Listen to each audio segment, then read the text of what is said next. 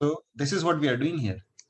तो अब C plus I plus G plus X minus M कर दिया हमने। बोला कि अगर यहाँ पर नेट लिखा हुआ है इसका मतलब हम लोगों को एनडीपी मार्केट प्राइस मिलेगा।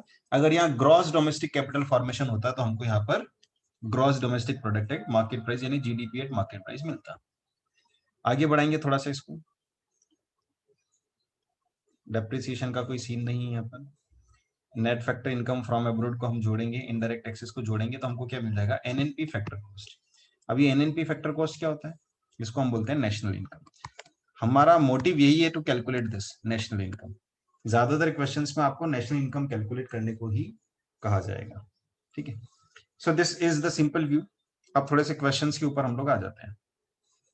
सो let me bring a question in front of you. Now this question you will have to solve using both the methods. Income method भी यूज करना है, एक्सपेंडिचर मेथड भी यूज करना है। तो to you give you the hint what I want you people to do is to simplify it. Income method से हम लोग हमेशा क्या निकालते हैं, एनडीपी एफसी। ये निकालने के बाद इसको कन्वर्ट करना है, कैलकुलेट क्या करना है हमको, जीएनपीएफसी कैलकुलेट करना है। तो इसको आप जीएनपीएफसी में कैलकुलेट करें। एक्सपेंडिचर मेथड से हम हमेशा क्या निकालते हैं, जीडीपी मार्केट प्राइस। इसको फिर आपको कन्वर्ट करना है वापस किसमें, जीएनपी फैक्टर कॉस्ट में। So now these are the different values given and you have to calculate the GNP at factor cost. शुरू हो जाओ। Let's bring solution to this question.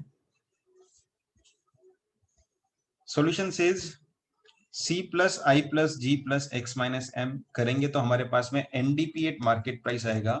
इसका मतलब I की वैल्यू हम क्या ले रहे हैं, I की value we are taking is net domestic capital formation. ये वैल्यू हम लोग ले रहे हैं। ठीक है, देन डेप्रिसिएशन एनएफआई और एनआईटी को ट्रीट करेंगे तो हमको जीएनपी एट एफसी मिल जाएगा। डेप्रिसिएशन को क्या करेंगे, एनएफआई को क्या करेंगे, ये भी वैल्यूज हम देख लेते हैं।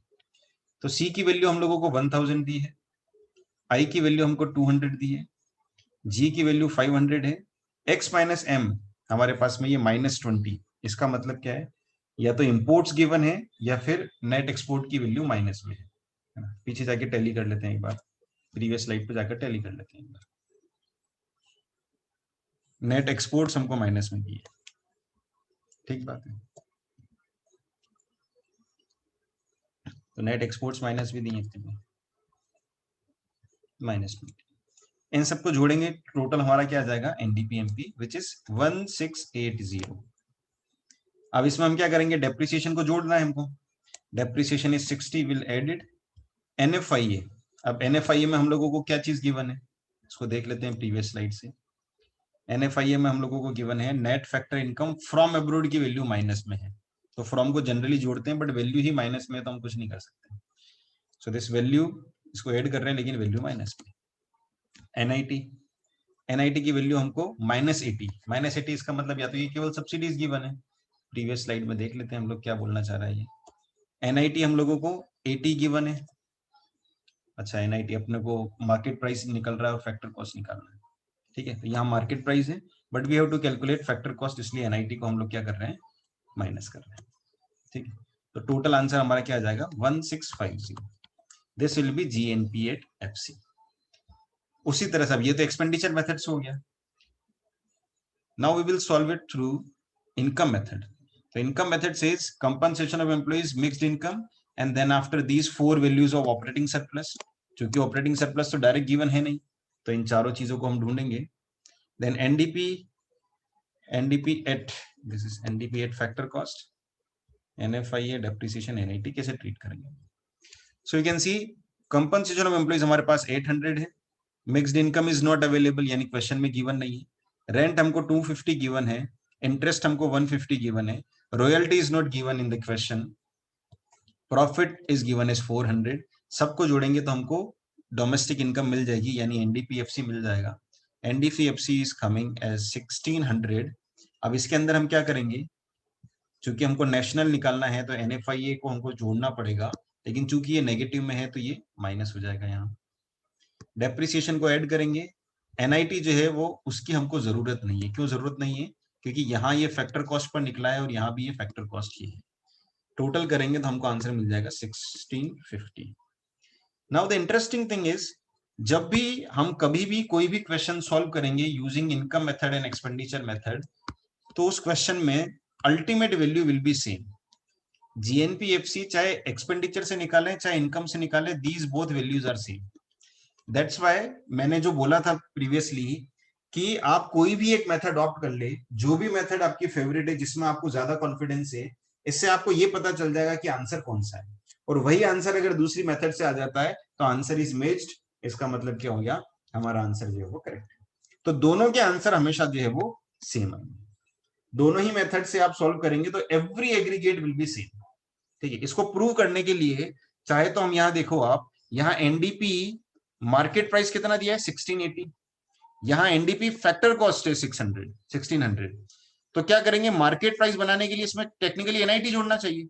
एनआईटी जोड़ेंगे तो एनआईटी कितना है 80, तो 1680। तो इसलिए किसी भी मेथड का यूज करो, एग्रीगेट्स की वैल्यू सेम आनी है। ठीक है, जैसे कि यहां पर सेम आई। तो इसलिए इस तरह के क्वेश्चंस की स्ट्रेंथ भी यही है। क्या स्ट्रेंथ है कि भले ही 2 बार कैलकुलेट करना होता है, बट एक मेथड पे भी हमको अगर कॉन्फिडेंस है तो हमको आंसर पता चल जाएगा, और वो आंसर पता चल जाएगा तो we will very easily cross tally कि आंसर जो है हमारा सही आ रहा है या नहीं आ रहा। दोनों ही मेथड से एक ही आंसर आता है, मतलब आपका क्वेश्चन बिल्कुल करेक्टली आपने सॉल्व कर लिया है। This is simple. समझ में आया?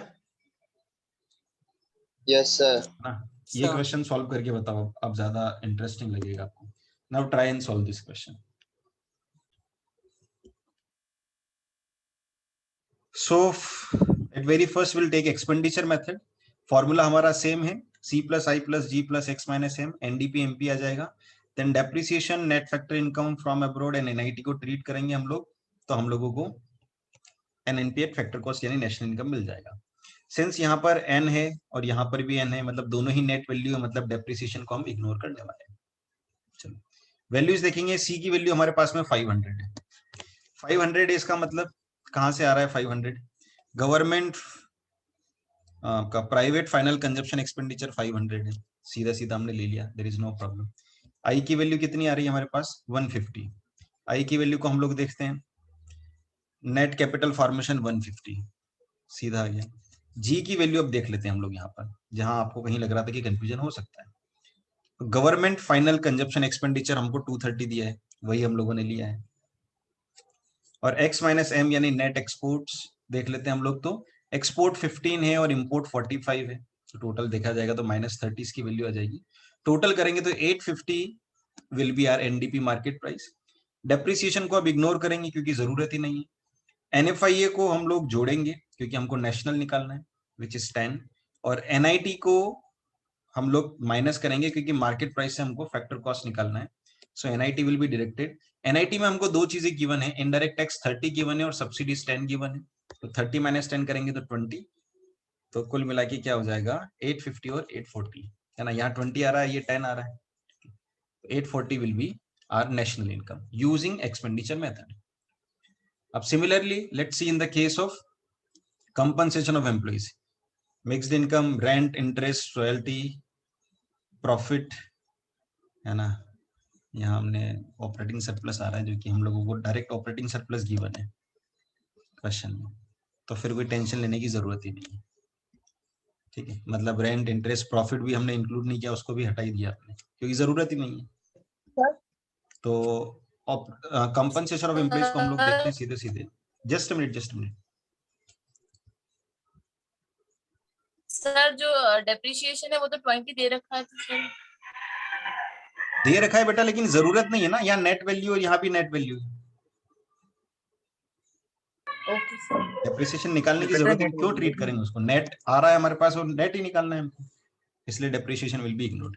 कंपनसेशन ऑफ एम्प्लॉइज में देखो क्या आ रहा है हमारे पास 400 प्लस 80, तो 400 प्लस 80 क्या है? कंपनसेशन ऑफ एम्प्लॉइज हमको डायरेक्ट गिवन है क्या? डायरेक्ट नहीं गिवन है, हमको वेजेस एंड सैलरीज गिवन है विच इज 400, और साथ में हम लोगों को गिवन है, और क्या गिवन है, employers contribution to social security scheme 80। अब आपका ये जो कंफ्यूजन था ना, compensation of employees paid by government, ये एक्चुअल में एक्सपेंडिचर मेथड का पार्ट है। आप याद करो कि गवर्नमेंट फाइनल एक्सपेंडिचर के जो पार्ट होते हैं उसमें एक पार्ट ये भी था, compensation of employees paid by government, यानी गवर्नमेंट जो अपने एम्प्लॉइज को सैलरी दे रही है वो भी एक तरह का गवर्नमेंट एक्सपेंडिचर है। पर चूंकि हम लोगों को ऑलरेडी यहाँ गवर्नमेंट फाइनल एक्सपेंडिचर दे रखा है तो इसलिए हम लोग इसको इग्नोर कर देते हैं। ये सिंपल सा फंडा हो गया, ठीक है, इसलिए इसको यहाँ ट्रीट नहीं करते। अब देखते जाते हैं। मिक्स्ड इनकम हमको सीधा गिवन है 50, रेंट इंटरेस्ट रॉयल्टी प्रॉफिट कुछ भी नहीं जोड़ेंगे क्योंकि हमको ऑपरेटिंग सरप्लस डायरेक्ट गिवन है, तो कोई टेंशन ही नहीं बचा। 1, 2 और 3 तीन कंपोनेंट को जोड़ना है and we are getting 830 is NDP factor cost. अब वापस से डेप्रिसिएशन को इग्नोर करेंगे हम लोग, एनएफआईए तो डोमेस्टिक और नेट है तो 10 आ जाएगा, और डेप्रिसिएशन को इग्नोर करेंगे, वापस वही बात आ गई, यहाँ नेट वैल्यू यहाँ भी नेट वैल्यू है, और एनआईटी जो है उसको भी ट्रीट नहीं करेंगे क्योंकि it is factor cost, it is factor cost. तो आंसर हमारा क्या आ जाएगा 840। So as we can see expenditure method से निकालो या इनकम मेथड से निकालो, the national income in both the cases is equal, which is 840। So if your answer is 840 then your answer is correct.